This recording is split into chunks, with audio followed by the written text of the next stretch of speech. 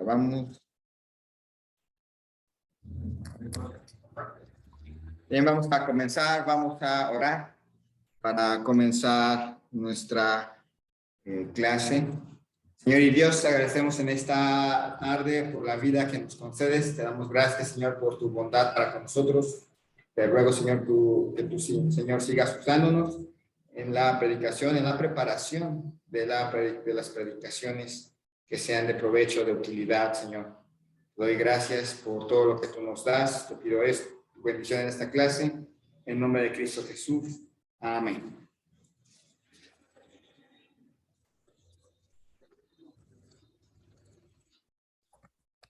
Bien, comenzamos. Estábamos viendo, antes de salir de vacaciones, comenzamos lo que es el estudiar el pasaje.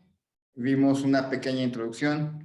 Vimos la importancia de equilibrar el estudio de la Biblia con nuestra devoción. Si se desequilibra, es peligroso en alguno de los sentidos. Luego estuvimos viendo la importancia de la oración a la hora de predicar. Prácticamente necesitamos desde el inicio orar, a la mitad de la preparación orar cuando vamos a hacer nuestras aplicaciones, orar para cuando vamos a hacer nuestras conclusiones. Necesitamos orar para todo, en todo tiempo, en la preparación del sermón. Luego vimos leer y releer, y estábamos viendo ahí cuando el español se convierte en un arma exegética. Tenemos un bonito idioma, el español. Lo ideal es que aprendamos, lo ideal sería aprender griego y aprender hebreo, sería lo ideal. En algunos institutos, en algunos seminarios lo hacen y le agregan esto de estudios del idioma. Por lo menos, a lo mejor, tal vez sería bueno aprender a usar léxicos. Los léxicos son como diccionarios de frases usables en las escrituras. Entonces habrá un léxico hebreo, un léxico griego, un léxico arameo. Sería bueno tener uno de ellos.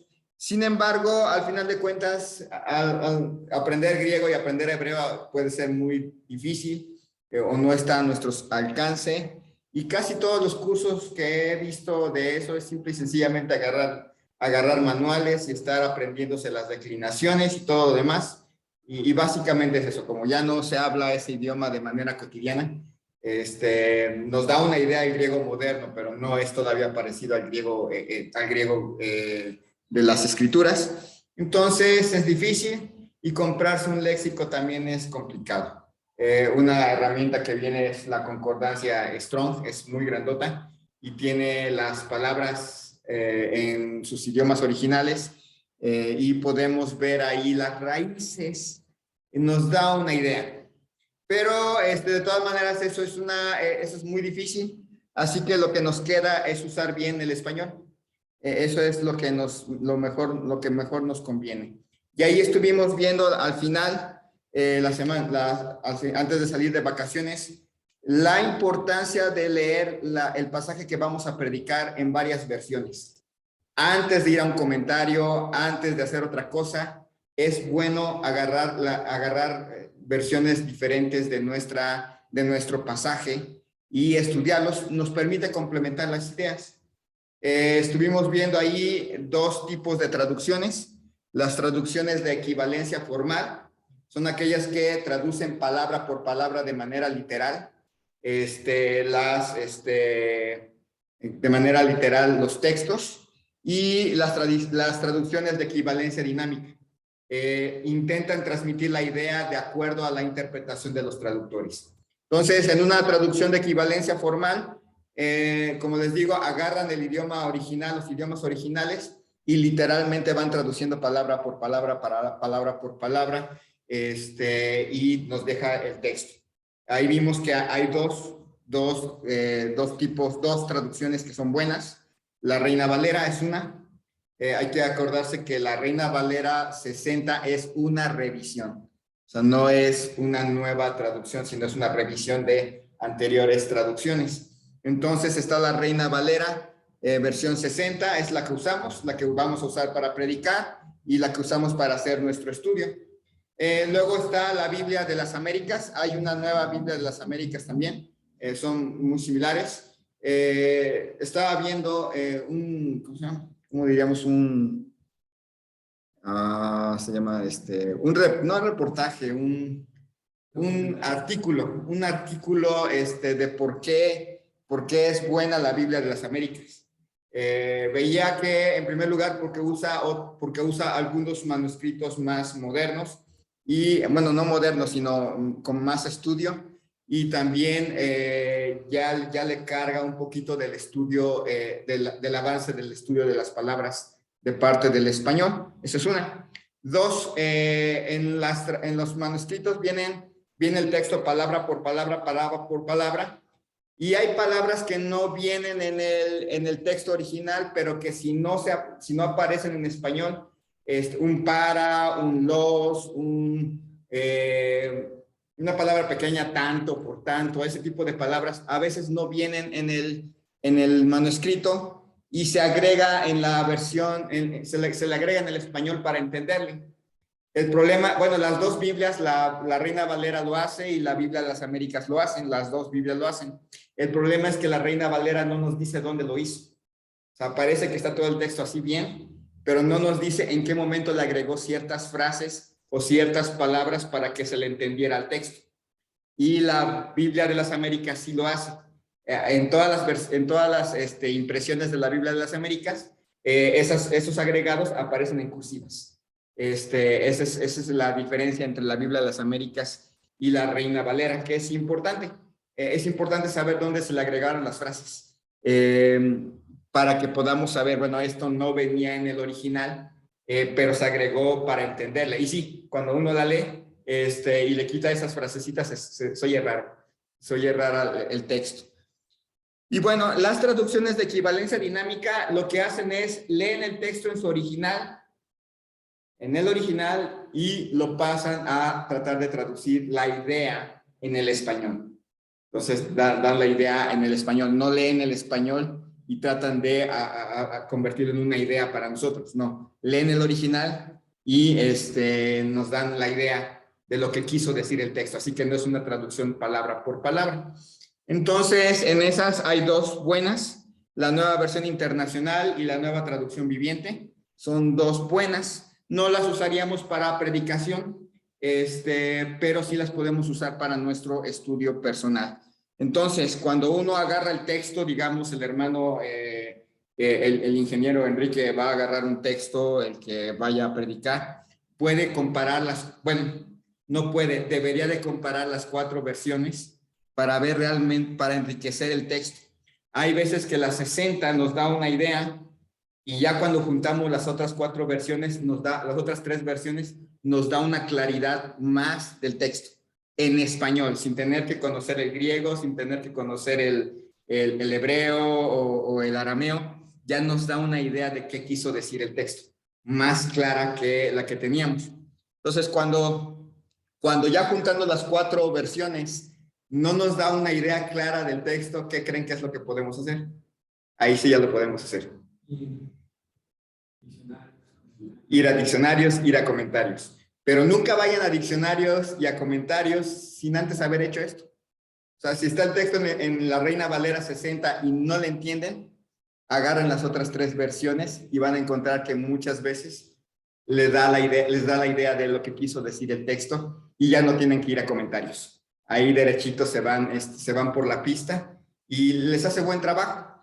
Entonces, ya vimos ahí algunas cosas que tienen que hacer, tomar nota de las cosas que tienen en común, de las variaciones que haya, y eso les va a ayudar a entender a grandes rasgos lo que tienen que hacer a la hora de comprender el texto. Y de hecho eso era su tarea. Y nada más Miguel me entregó la tarea. Hay que hacer la tarea del siguiente texto que van a predicar, hacer hacer esa comparación con las tres versiones.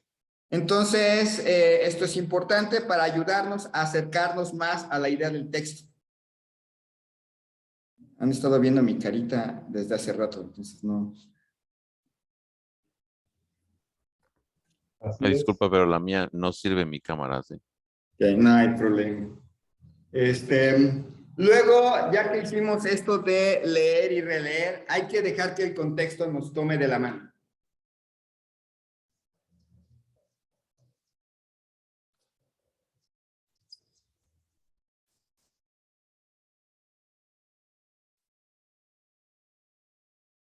Un texto sin contexto se convierte en un pretexto.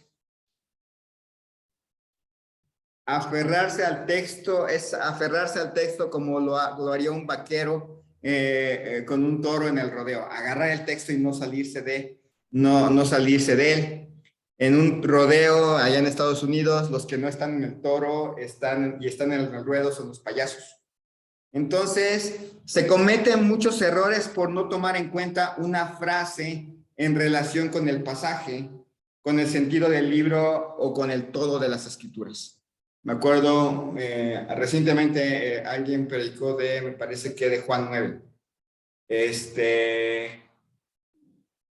Venía hablando de una cosa, pero el contexto, si uno seguía leyendo el texto, se iba a dar uno cuenta en realidad, que de lo que estaba hablando acerca de ese texto no era el meollo del asunto. Estaba hablando de un asunto periférico, pero no del meollo del asunto. Y cuando vemos el todo del libro de Juan, para qué fue escrito el libro de Juan, pues uno se da cuenta, realmente estaba en la orilla. Estaba hablando de algo que es la orilla, como que nada más nos estábamos comiendo la orilla de queso y de la pizza, y no estábamos comiendo el centro de lo que es el pepperoni y todo lo demás, la parte rica de la pizza, algo así estábamos. ¿Cómo dijiste que se llama cuando un autor dice claramente por qué escribió el libro? Propósito del libro. Porque, por ejemplo, Juan lo dice, ¿no? Este libro se escribió sí. Por ejemplo, algunos libros nos van a decir el propósito, y de hecho Juan nos dice el propósito. Es de los libros que más nos deja, después de Lucas, es de los libros que nos dice, no tenemos por qué buscar cuál fue el propósito del libro. Va uno a Juan capítulo 20 y por allá encuentra, estas cosas os he escrito para que creáis. Ese es el propósito del libro. Lucas nos dice, yo escribí esto para que pudieran ver las cosas de la manera más ciertísima, cómo ocurrieron. Entonces, ahí está el propósito del libro.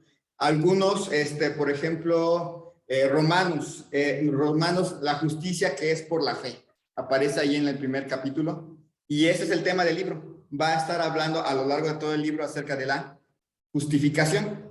Entonces, algunos libros nos dan la idea, nos dicen de qué se trata, no siempre lo dicen al principio.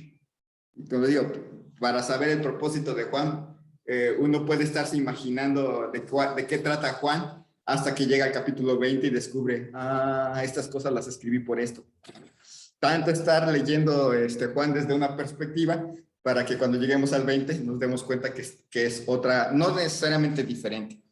Entonces, siempre hay que buscar el contexto. Siempre es importante. Isaías capítulo 1, versículos 5 y 6.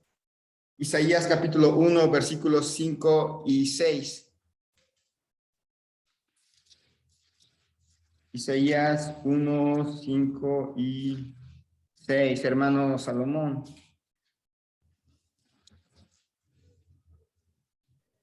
Sí, voy. 5 y 6 dice. Isaías 1, 5 y 6, ¿verdad? Dice, ¿por qué querréis ser castigados aún? ¿Todavía os revelaréis? Toda cabeza está enferma y todo corazón doliente. Desde la planta del pie hasta la cabeza no hay en él cosa sana, sino herida, hinchazón y podrida llaga. No están curadas ni vendadas ni suavizadas con aceite. Dice básicamente, ¿por qué querréis ser castigados aún? Y nos habla, todavía os revelaréis, toda cabeza está enferma, todo corazón doliente. Y usualmente algunos han usado este pasaje para predicarnos acerca de la condición del hombre pecador. O del hombre, la condición del hombre cuando está pecando. El único problema es que no toda la gente pecadora está así. Si uno va hacia nuestro exterior, inclusive a los más terribles de los pecadores, no siempre están enfermos, no siempre están sufriendo en su corazón. A veces simple y sencillamente no está pasando nada con ellos. Entonces, no necesariamente se cumple y la gente se queda como. Se dice, este pasaje nos dice que todo pecador va a tener, no va a haber en él cosas sanas, todo va a ser heridas. Y luego encontramos a cristianos enfermos. Y nos encontramos con que, bueno, hay narcotraficantes que no la están pasando mal. Y hay cristianos que por alguna razón la están pasando mal. Y nos quedamos así como que, ¿de qué se trata esto? Bueno, la explicación está en el contexto. Dice versículo 2, oíd cielos y escucha tú tierra, porque habla Jehová, crié hijos y los engrandecí, y ellos se rebelaron contra mí. El buey conoce a su dueño, y el asno el pesebre de su señor. Israel no entiende, mi pueblo no tiene conocimiento. Oh gente pecadora, pueblo cargado de maldad, generación de malignos, hijos depravados, dejaron a Jehová, provocaron a ira al Santo de Israel, se volvieron atrás. ¿Por qué querréis ser castigados aún? ¿Todavía os rebelaréis? Toda cabeza está enferma y todo corazón doliente. Desde la planta del pie hasta la cabeza no hay en él cosa sana, sino herida, hinchazón y podrida llaga. No están curadas, ni vendadas, ni suavizadas con aceite. Vuestra tierra está destruida, vuestras ciudades puestas a fuego, vuestra tierra delante de vosotros comida por extranjeros y asolada como asolamiento de extraños. Y queda la hija de Sión como enramada en viña y como cabaña en melonar como ciudad asolada. Si Jehová de los ejércitos no nos hubiese dejado un resto pequeño, como Sodoma fuéramos y semejantes a Gomorra. Ustedes ven el contexto, no nos está hablando de la situación de la gente bajo el pecado. Nos está hablando de la situación de la gente bajo el juicio de Dios. O sea, ya aquí ya no está hablando de así es la gente pecadora, sino así es la gente cuando el juicio de Dios se empieza a desplegar. Notan la diferencia. Entonces, por eso ahora mucha gente está ahí, parece disfrutar del pecado, parece que no le pasa nada, pero en cuanto se empieza a desenvolver un juicio de Dios contra ellos, ese va a ser su estado. Entonces, básicamente eso es lo que nos está diciendo el contexto. Muchas veces también llegamos a la Biblia con pensamientos preconcebidos y equivocados. Solo el contexto nos puede sacar del error y lo hará si lo leemos bien. Esto es muy, muy importante. Me acuerdo de Génesis, voy a sacar un ejemplo reciente. Génesis capítulo 2.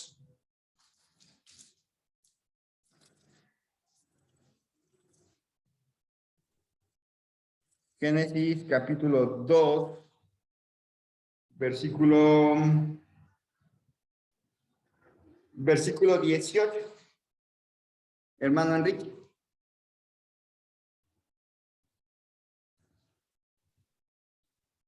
Permíteme tantito, ¿eh? Génesis, ¿qué, perdón? 2:18. 2:18. Dice, aquí estoy.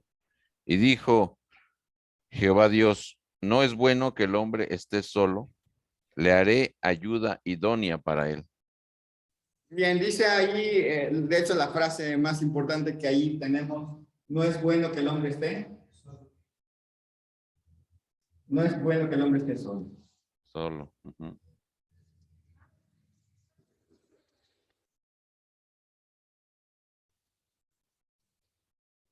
Luego vamos a 1 Corintios capítulo 7. No pierdan Génesis, pero vamos a 1 Corintios capítulo 7.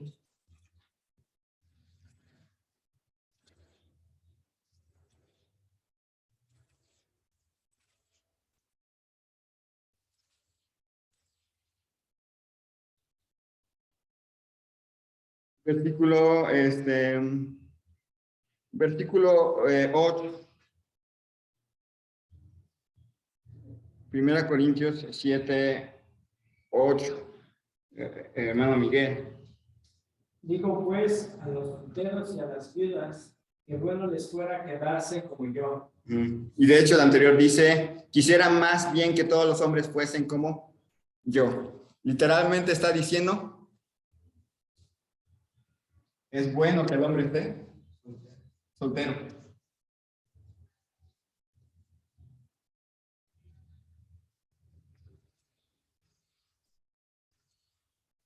Así que lo que tenemos aquí es una aparente que Génesis nos dice, no es bueno que el hombre esté solo. Una aparente En 1 Corintios nos contradicción. dice, es bueno que el hombre esté soltero. ¿Es una aparente contradicción? El contexto nos va a ayudar a resolverlo. En el contexto de Génesis, no está, en el contexto de Génesis, vamos a pensar literalmente, ¿Adán está realmente solo? No, estaba con Dios. No, Estaba con Dios, no estaba solo. Así que no, así que la palabra solo en Génesis no significa solo de soledad. Viene hablando acerca de las atribuciones de Adán como, de los roles de Adán como autoridad y como responsable del huerto. Y está diciendo Dios, no puede ejercer Adán sus atributos no sus atributos, sus responsabilidades si está solo. Le voy a hacer una ayuda idónea. Entonces, ahora ya que ya hay mucha gente, ya que hay muchas personas y el hombre puede desarrollar sus habilidades de responsabilidad y autoridad, ya puede estar soltero. Entonces, son momentos diferentes. El contexto nos va a ayudar a entender estas dos aparentes, esta aparente contradicción. Entonces, muchas veces llegamos a la Biblia ya con pensamientos preconcebidos, equivocados, llegamos con pensamientos conforme a nuestra cultura y así abrimos las escrituras. Llegamos, por ejemplo, a Efesios y vemos acerca de la adopción y pensamos a nivel occidente, siglo XXI, alguien que no es hijo y que por medio de un proceso legal se convierte en hijo. Y así interpretamos Efesios. Pero de repente agarramos un poco de la cultura romana y nos damos cuenta que adopción es también uno que ya es hijo, pero como es menor de edad no tiene derechos y llega a la mayoría de edad y se convierte llega a tener todos los derechos de hijo y a esa ceremonia también se le llamaba adopción. Entonces tendríamos que ver a qué se refiere con adopción en Efesios y vamos a ver qué es más el pensamiento cultural romano. Entonces, los contextos nos ayudan a aclarar muchas cosas. Segunda Timoteo capítulo 3, versículo 5.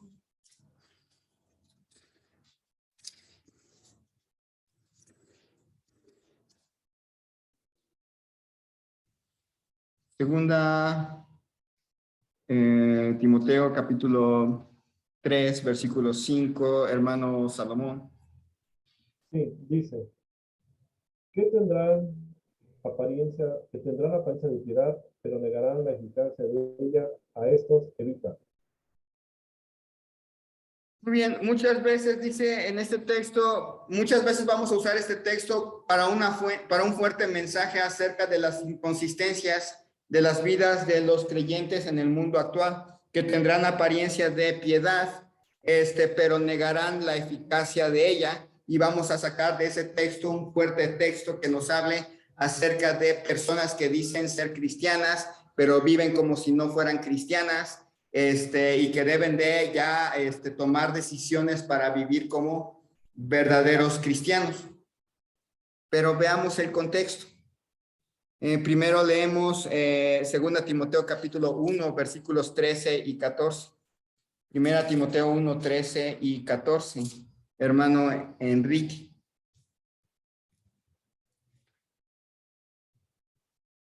Voy, Primera de Timoteo. ¿Cuál me dijiste? 1, 13 y 14. 1:13. Dice, habiendo yo sido antes blasfemo, perseguidor e injuriador. Ah, no, perdón, yo me equivoqué. Es 2 Timoteo. Segunda. Ok, Yo me equivoqué. Dije está primero. bien.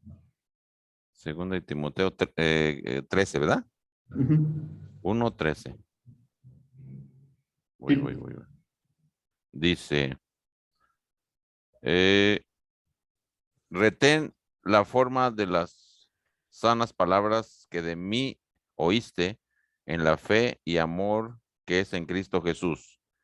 Guarda el buen depósito por el Espíritu Santo que mora en nosotros. Es una exhortación a Timoteo.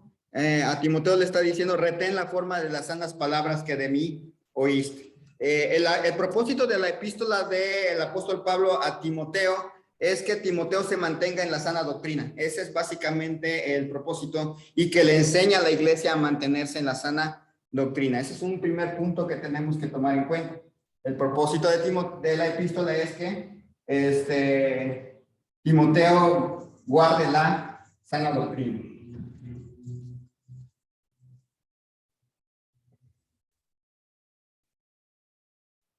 Eder, Eh, ¿puedo hacer una pregunta?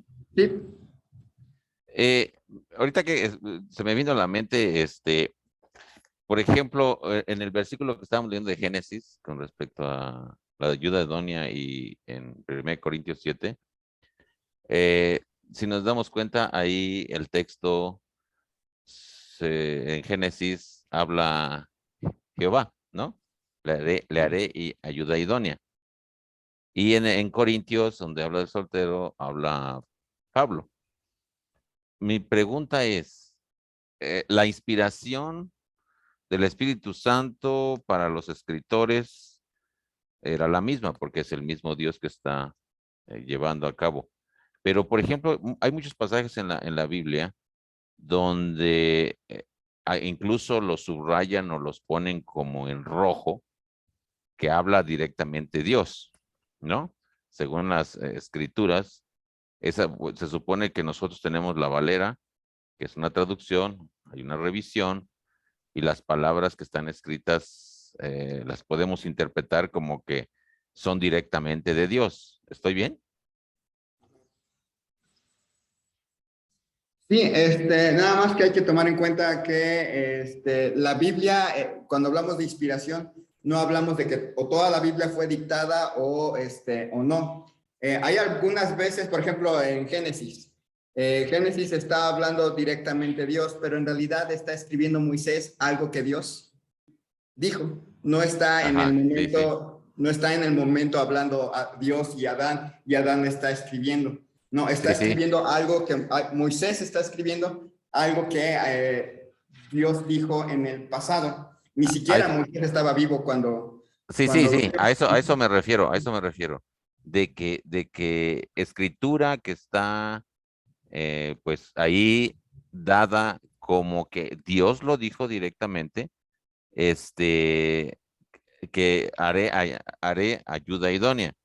En el caso de Pablo, en esa frase, en esa carta que él escribió hacia Corinto, estaba una inspiración del Espíritu Santo, pero lo que él escribió era para que supieran cómo se iban a conducir, pues supuestamente estas personas. Pero la inspiración del Espíritu Santo, ahí se supone que también estaba hablando Dios. ¿Estoy equivocado? no está equivocado, está así. ¿Qué tenemos que decir? En la doctrina de la inspiración de las escrituras, creemos que toda la Biblia es inspirada por Dios y por lo tanto toda la Biblia, aun cuando sean las palabras de Pablo o las palabras de David, toda la Biblia es palabra de Dios. O sea, no Exacto, es, porque esta de es hecho palabra de Pablo inspirada por Dios. No, esta es hay una palabra de parte Dios hay una traída a parte que Pablo. Pablo mismo dice, que donde dice, lo digo yo, no el Señor, o algo así lo dice, ¿no? O sea, pero al final de cuentas, también es una inspiración del Espíritu Santo. ¿Estoy bien? Sí, sí, nada más que ese, lo digo yo, no el Señor, viene en relación con su contexto. Atrás vienen unos versículos que dicen que el hombre no se separe de su mujer. Eso sí lo dijo directamente nuestro Señor Jesucristo ahí en los evangelios, que el Ajá, hombre sí. no debe de separarse de su mujer. Esto que acaba de decir Pablo y a los demás, digo yo, no el Señor. Si un hermano tiene mujer que no sea creyente y ella consiente en vivir con él y empieza así, no lo dijo directamente nuestro Señor Jesucristo en los evangelios o cuando él estuvo, pero lo podemos considerar palabra de Dios porque Dios lo inspiró y se quedó ahí. Entonces, al quedarse ahí, aunque no lo dijo el Señor Jesucristo directamente, sí podemos decir que es un mandato directo de Dios. Mira, te pregunto esto porque me viene también otra cosa cuando, ahorita que estoy estudiando el mensaje que estoy preparando, yo me doy cuenta que el apóstol Pablo, pues ¿quién iba a querer ser mujer del apóstol Pablo? Con todas las cosas que vivió y ahorita leyendo el libro de los Hechos, pues ninguna mujer le hubiera aguantado, definitivamente, estar en la cárcel, estar en el mar, estar con un montón de presos y viajando todos los días y no hubiera aguantado ninguna mujer, seguramente hubiera muerto de ansia. Pero me viene a la mente que esto que él dijo aquí, que como dije, es inspiración del Espíritu Santo, podrá ser que también parte de esto que él vivió tendrá relación a lo que dijo de es mejor quedarse soltero. No. Por lo que dice más adelante, él está diciendo, miren, observen, y no está diciendo es mejor para todos quedarse soltero. De hecho, ahí mismo dice, pero Sí, si sí, no que tienen bueno don le de fuera, ¿no? continencia, Mejor, ajá. Dice, pero si porque no quiere tienen don de evitar, continencia, ¿mande? porque quiere evitar, dice, ¿no? En algunos Ajá. pasajes dice que quiero evitarles, pues, sufrimiento más que otra cosa, ¿no? Sí, pero de hecho el contexto lo mismo nos va a decir al principio del capítulo 7. Si ustedes ven en el 7, capítulo 7, versículo 7. Quisiera más bien que todos los hombres fuesen como yo, pero cada uno tiene su propio don de Dios, uno la verdad de un modo y otro de otro. O sea, dice, no es un mandamiento para todos. Hay Sí, unos que tienen este don y hay otros que no lo tienen. Los que no lo tienen no deben de permanecer solteros. Los que sí lo tienen no deben de intentar casarse. Es un don. Entonces luego empieza a decir, pero a los que están, digo pues a los solteros y a las viudas que bueno les fuera quedarse como yo, pero si no tienen el don de continencia, cásense, pues mejor es casarse que estarse quemando. O sea, no lo establece como una regla, porque sí, luego sí, los católicos lo van a agarrar como una regla. Hay una sí. gran espiritualidad en aquellos que no se casan. Pablo no dice eso. Pablo lo único que dice es, si alguno de ustedes tiene el don para no casarse, sirva a Dios. Si alguno no tiene el don para no casarse, necesita casarse. No es bueno que no se case. Necesita casarse porque si no se casa, algo malo le va a pasar. Entonces, sí notan el equilibrio. El contexto también nos da Sí, sí. el significado. O sea, no es algo así como que todos los cristianos no deberían de casarse. No. Pero también dice, no todos los cristianos deberían de casarse. Y los que se casan no deberían de ver a los que no se casan como algo despreciable, ni los que no se casan deberían de pensar que son superiores a los que sí se casan. Sino quien tiene el don, adelante. Quien no tiene el don, cásese porque mejor es casarse que andarse Sí, quemando. sí. Y no Ok. está hablando de que se está quemando haciendo tonterías de aquí para allá. Está hablando Sí. de ese deseo. Desea realmente casarse y no es bueno andarse quemando en ese deseo, porque ya da por cierto que el cristiano no va a andar haciendo tonterías. Entonces, no está hablando de que si no se casa es que se tiene que casar porque si no, algo malo le va a pasar. No, Ok. nada, básicamente es eso. Gracias. Entonces, eso es hablando con el mismo contexto. Y el mismo contexto del Nuevo Testamento nos dice que realmente el del Antiguo Testamento no hablaba de la soledad, hablaba de otra cosa más, más especial. Viene hablando acerca de Adán como autoridad y como responsable, pero si no hay alguien con quien compartir esa autoridad y esa responsabilidad, no es bueno que esté solo. No va a ser útil que haya un hombre que tenga autoridad y responsabilidad si no hay alguien sobre quien ser responsable. Entonces no está cuidando a nadie, entonces necesita una ayuda idónea.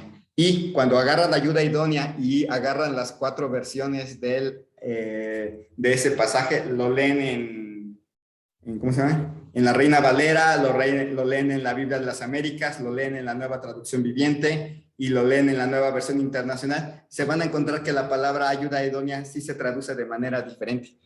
Y van a encontrar a qué se refiere con ayuda idónea. Va a ser como ayudante, compañera, y tiene otros atributos allí. Entonces, también es bueno agarrar como les digo, agarrar esa parte. Entonces, veníamos hablando de 1 Timoteo, la meta es que guarde versículos 10 y 14 de 2 Timoteo 3, 2 Timoteo 3, 10 y 14. No estamos oyendo, lo siento por los ojos azules. 2 Timoteo 3, 10 y 14, hermano Jonathan. Pero tú has seguido mi doctrina, conducta, propósito, fe, longanimidad, amor, paciencia, pero persiste tú en lo que has aprendido y te persuadiste sabiendo que has aprendido. Muy bien, sigue hablando Pablo a Timoteo en este contexto de la carta acerca de mantener la doctrina. De eso está hablando, mantén la doctrina.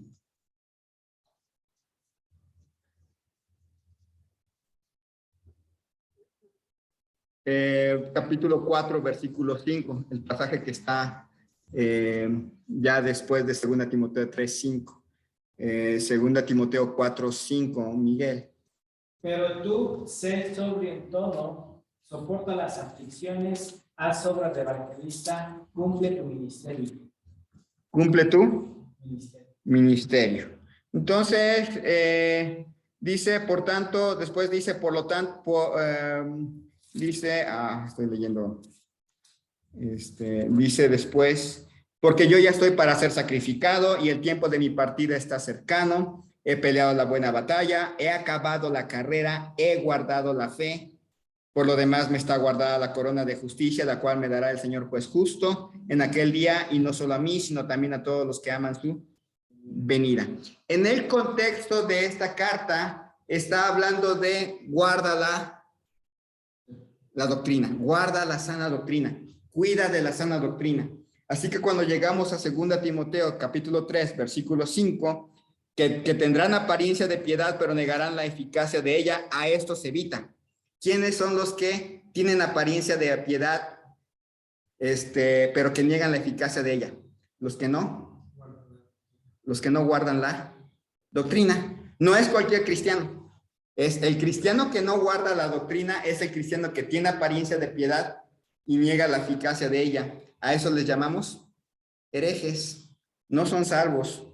Así que no podemos agarrar este texto para decir, hermano, usted que dice que es cristiano, pero que se comporta como tal, no se comporta bien, tiene que comportarse bien. No tiene que comportarse bien, tiene que ser salvo, no tiene que comportarse bien. Si alguna persona dice que es cristiana, pero niega la eficacia de la fe,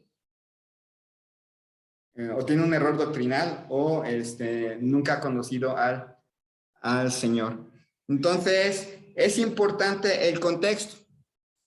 Hemos visto 2 cosas importantes: leerlo bien, releer su pasaje, verlo en 4 traducciones diferentes, y ahora hemos visto el contexto del mismo pasaje que escogieron.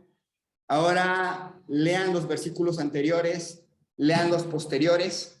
En el caso de Miguel ya la tiene, y el hermano Salomón lo tiene más fáciles, vienen hablando de un libro. Entonces pueden saber el contexto ya del libro. En el caso del hermano Enrique y de Jonatán, del texto que van a leer, lean los versículos anteriores, pero también lean los posteriores. Porque a veces hacemos el contexto nada más leyendo lo anterior y no ligamos a lo que viene después. O sea, lean lo que hasta que